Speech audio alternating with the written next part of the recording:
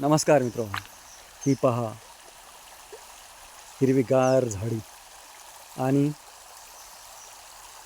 हे वाहतं पाणी, झुळझुळ वाहतं पाणी आपणाला मे महिन्याच्या 31-30 तारखेला सुद्धा या आमच्या जंगलातून दिसत आहे.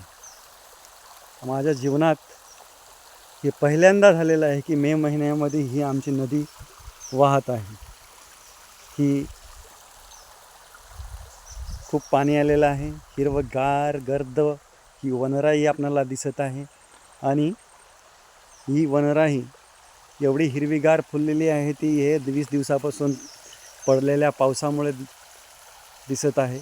आणि हे खूप सुंदर निसर्गाचं मनमोहक रूप आपणाला आमच्या ह्या जंगलामध्ये दिसून येते. वेगवेगळे प्राणी पक्षी आपणाला आवाजात दिसून येत आहेत. धन्यवाद मित्रो.